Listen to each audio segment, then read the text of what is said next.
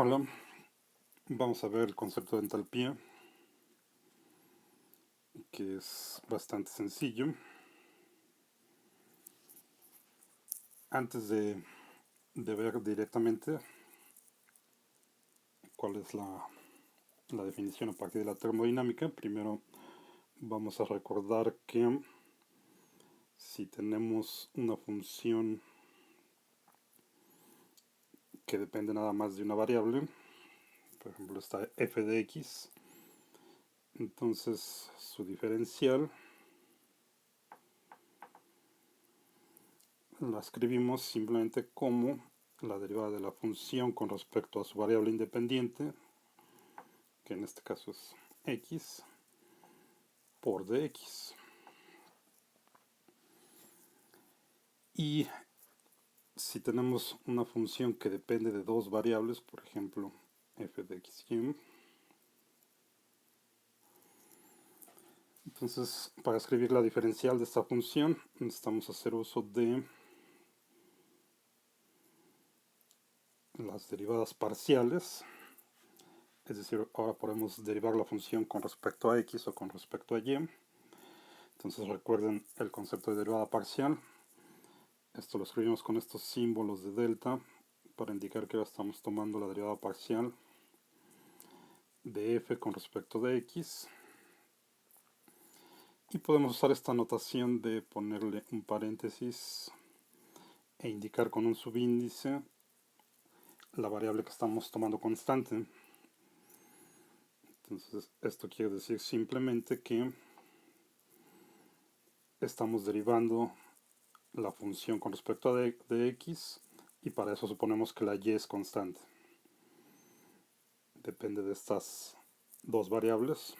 Esta función tiene estas dos variables independientes, entonces cuando tomamos la parcial con respecto a una de ellas, consideramos que la otra es constante. Y aquí pues, multiplicamos por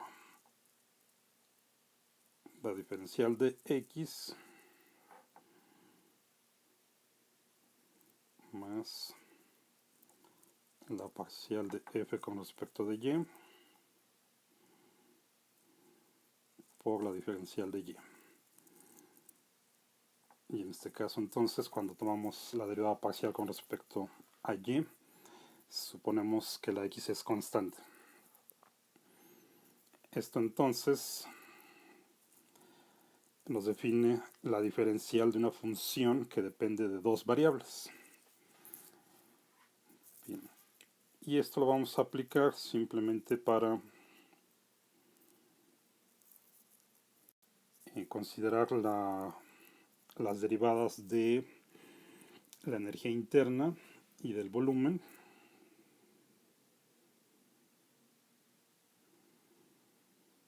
así como aparecen en la primera ley. Entonces recordemos la forma diferencial de la primera ley de la termodinámica. Simplemente du igual a dq menos el trabajo, que lo escribimos como P de B. En este caso, tanto la energía interna como el volumen los podemos tomar como funciones de las variables de estado. Eso ya lo sabíamos de, por ejemplo, el volumen, cuando lo consideramos en la ecuación de estado de un gas ideal, pues vimos que el volumen depende de la presión, la temperatura y el número de moles. Ahora acuérdense que la energía interna también es una función de estado, entonces en general la energía interna depende también de la presión, la temperatura y el volumen, e incluso del número de moles. Bueno, ahorita simplemente vamos a tomar que tanto la energía interna como el volumen son funciones únicamente de la presión y de la temperatura.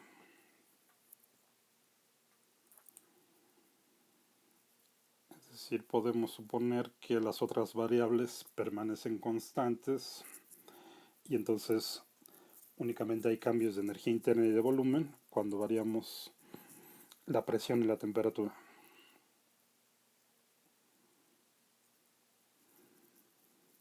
Y entonces vamos a tomar las diferenciales de estas dos funciones para meterlas aquí en la expresión de la primera ley. El calor, recuerden, esa no es una función de estado, el calor no depende de las variables de estado. Los sistemas no tienen calor, entonces a esto no le pasa nada. Bueno, entonces podemos escribir la primera ley, vamos a escribirla de esta forma como dQ es igual a du más P de B. Y vamos a sacar las diferenciales entonces de la energía interna y del volumen, así como lo hicimos para la función que dependía de X y Y. En este caso las variables son presión y temperatura. Entonces la diferencial de la energía interna, la diferencial de U, va a ser la parcial de U con respecto de P cuando mantenemos la temperatura constante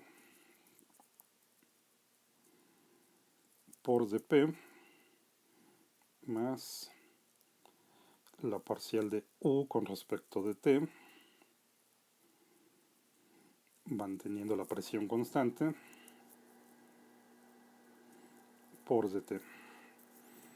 Y una expresión análoga para el volumen visto como función de la presión y la temperatura. Entonces la diferencial de B va a ser la parcial de B con respecto de P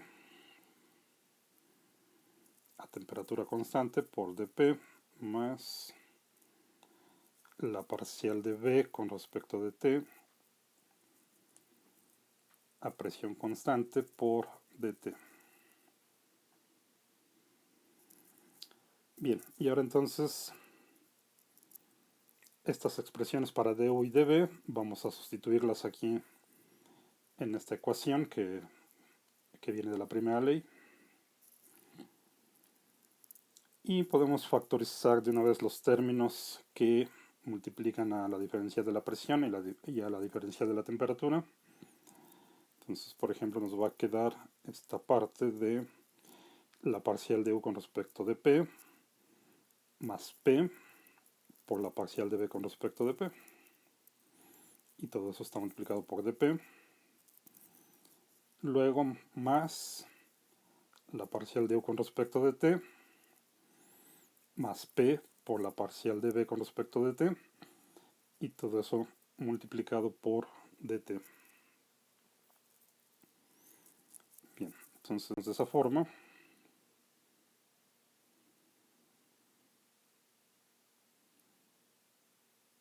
factorizado así como les digo, nos va a quedar así: dQ va a ser igual a la parcial de U con respecto de P, esta temperatura constante, más P por la parcial de B con respecto de P, igual a temperatura constante, y todo esto multiplicado por dP. Aquí falta el otro, ahí está, más la parcial de U con respecto de B, con respecto de T, perdón, manteniendo la presión constante, más P por la parcial de B con respecto de P, manteniendo la presión constante, y todo esto multiplicado por dt. Bien, y ahora vamos a considerar que nuestro proceso termodinámico es a presión constante. Si P es constante, entonces claramente la diferencial de la presión es cero. No está cambiando la presión. Esto es 0 y podemos cancelar todo ese primer término. Nos quedamos únicamente con esta parte de aquí, todo este término. Como este 0, todo esto se hace 0.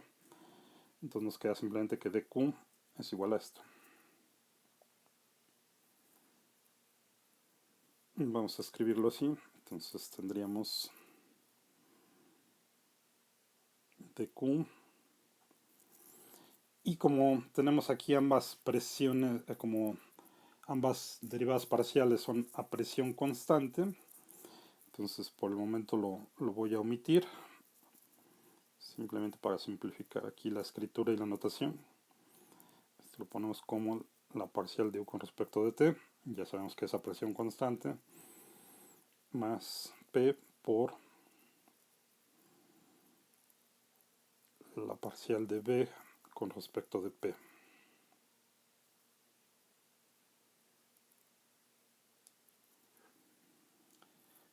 Ok.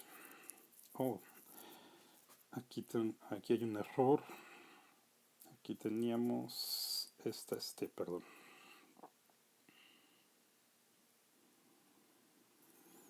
Vamos a quitar este de aquí.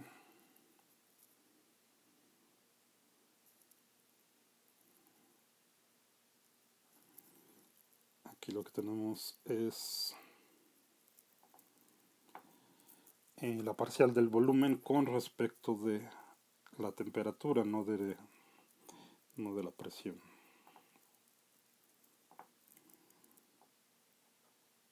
Okay. Y acá también.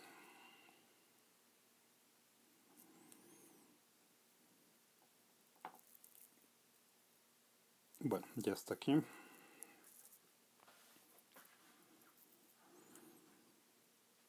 Y todo esto entonces está multiplicado por dt. Bien, entonces si tenemos la derivada de q con respecto de t, es decir, si pasamos esta diferencial dividiendo acá, eso recuerden sería la definición de la capacidad calorífica para un mol de la sustancia que sea a presión constante, que es el caso que estamos tomando. Entonces podemos escribir Cp, la capacidad calorífica a presión constante, como todo esto que está entre estos paréntesis cuadrados. Vamos a escribirlo así. Y entonces tendríamos que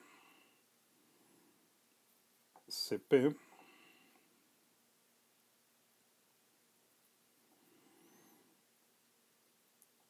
que sería dq en dt. Aquí tendríamos que tener 1 entre n, pero estamos suponiendo que tenemos simplemente un mol de la sustancia que sea.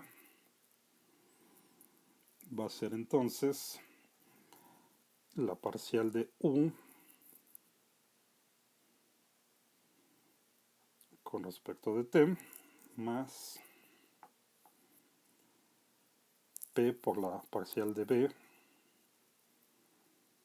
con respecto de t. Y recuerden que todo esto es a presión constante.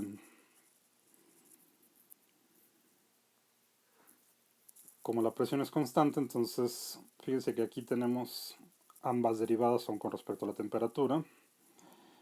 Y como la presión es constante, la podríamos meter a la derivada, ya que al derivar el volumen, pues sacamos la presión.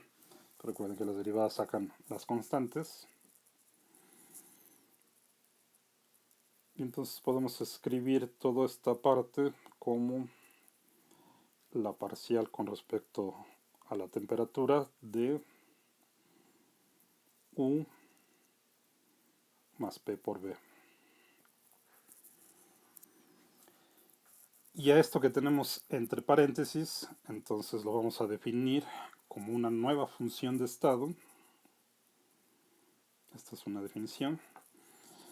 Y a esto le vamos a llamar la entalpía. Y lo denotamos con una H mayúscula.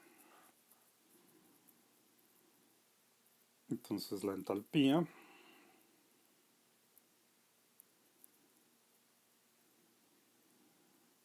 es justo así, la energía interna más la presión por el volumen.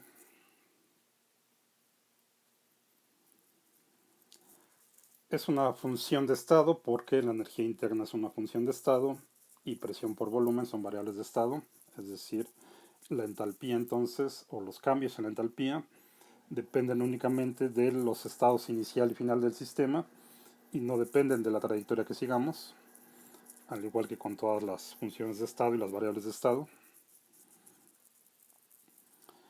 Y como aquí tenemos la energía interna, en el sistema internacional esto se mide en joules, la presión por volumen también tiene unidades de energía, porque recuerden que presión es fuerza entre área, entonces las unidades de esta parte serían newtons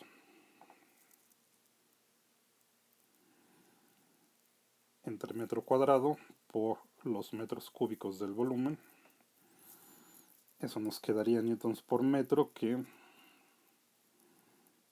como recordarán es la definición del joule. Entonces esta parte de aquí también tiene unidades de energía. La entalpía entonces tiene unidades de energía y de hecho la podemos ver como otro tipo de energía potencial. Recuerden del curso de física general que la energía potencial puede ser gravitacional o puede ser la energía elástica de un resorte, o podemos tener también energía potencial eléctrica. Hay distintos tipos de energías potenciales. En este caso, la entalpía la podemos ver como un tipo de energía potencial termodinámica.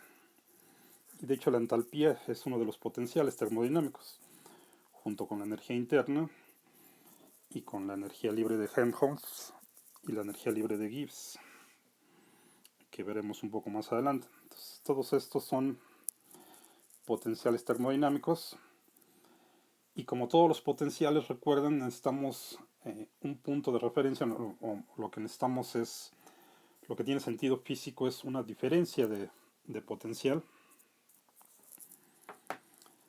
tal cual así no tiene sentido físico, digamos que lo que se puede medir son las diferencias de los potenciales.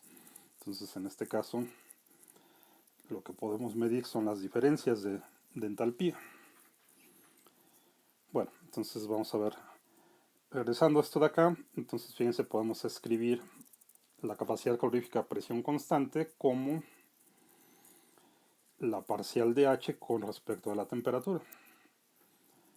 Y si tomamos esta parte y esta parte, entonces vamos a hacerlo acá.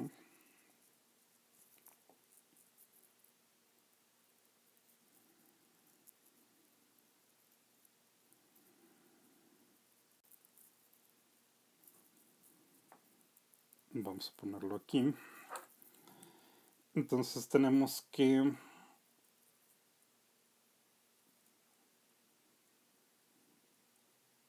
dq en dt es igual a la parcial de h con respecto a dt. Y de aquí tendríamos entonces que la diferencial del calor es igual a la diferencial de la entalpía. Y recuerden que estamos considerando que la presión es constante. Y si lo escribimos en forma finita, entonces el calor es igual al cambio en la entalpía. Y esta propiedad es la que es útil en las aplicaciones, en reacciones químicas sobre todo, porque la mayoría de las reacciones químicas suceden a presión constante. Entonces podemos asociar directamente un cambio en la entalpía de la reacción con el calor que se libera o que se absorbe en la reacción. Entonces directamente de aquí tendríamos que, si la entalpía es positiva, más bien el cambio en la entalpía.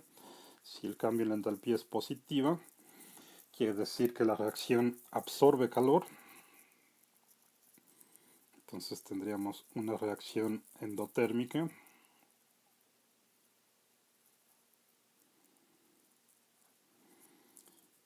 Y en cambio, si el cambio en la entalpía es negativo, entonces se libera calor en la reacción y tendríamos una reacción exotérmica.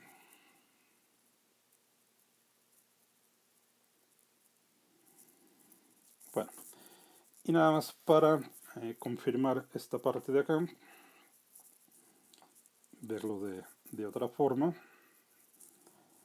podemos partir de la definición de la entalpía. Pero recuerden que esto de aquí es únicamente válido cuando la presión es constante. Pero una vez que ya llegamos a nuestra definición de entalpía, entonces esta es válida en general. U más P por B. Y de aquí podemos tomar la diferencial de toda esta expresión.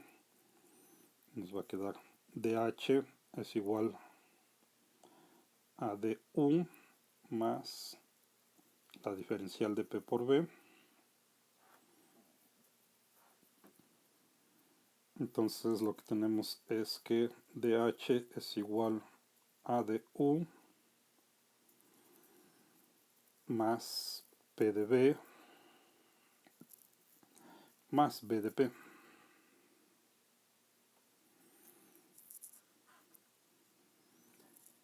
Y nuevamente, si consideramos que la presión es constante, entonces cancelamos este término de aquí. Y donde tenemos la diferencial de U, sustituimos la primera ley de la termodinámica. Entonces aquí tendríamos dQ menos P de B, eso de la primera ley, más P de B que ya teníamos. Esto nos da 0 y nos queda justamente que la diferencial de la entalpía es igual a la diferencial del calor, que es lo que teníamos acá arriba, y en forma finita, entonces Q es igual a delta H. Y ya está aquí. Esta misma relación que teníamos acá. Bueno, y también podemos escribirlo en términos de un gas ideal. Entonces recuerden, esto es válido cuando la presión es constante, como sucede en la mayoría de las reacciones químicas. Para terminar, vamos a considerar un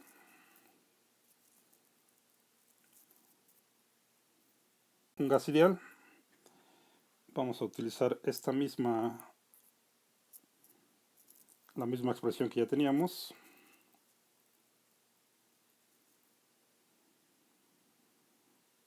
Y lo escribimos así. Entonces teníamos que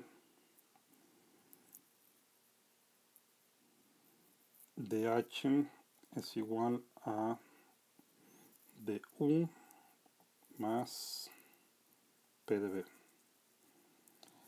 Ya habíamos cancelado el término B de P porque estamos suponiendo que la presión es constante. Entonces acuérdense, esta ecuación es válida para presión constante.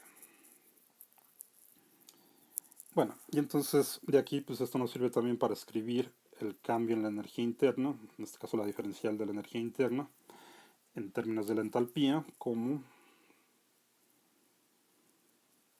dH menos P de B.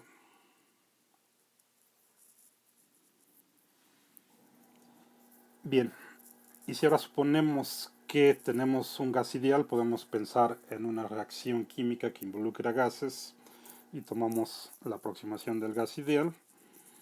Entonces el término de P de B lo reescribimos a partir de la ecuación de estado del gas ideal. vamos a tomar en este caso como, ya sabemos que la presión es constante, y vamos a suponer que la temperatura también es constante, lo cual también es común en una reacción química. Podemos tener las reacciones químicas por lo general suceden a presión y temperaturas constantes, por ejemplo a PTE, se puede dar una reacción química a la presión y la temperatura estándar. Entonces vamos a tomar también la temperatura como constante. Lo que sí varía es el número de moles. En general en las reacciones químicas cambia el número de moles entre los reactivos y los productos. Entonces podemos escribir esto como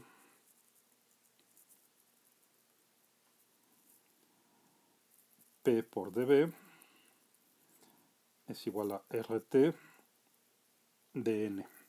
Recuerden que la temperatura la estamos tomando como constante. Entonces esta es otra condición para esta ecuación. Y ya tenemos entonces estas dos condiciones, a presión y temperatura constante para un gas ideal.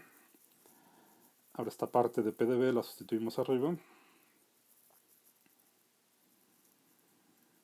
Acá ponemos simplemente entonces RT dN. Y tendríamos que el cambio en la energía interna es igual a el cambio en la entalpía menos RT por dN. O escrito en forma finita, delta U es igual a delta H menos RT delta N. Y recuerden que entonces esta ecuación es válida para gas ideal cuando tenemos una reacción química que involucre gases para presión y temperatura constantes. Podemos aplicar entonces esta ecuación. Bien, espero que esto les sirva. Hasta la próxima.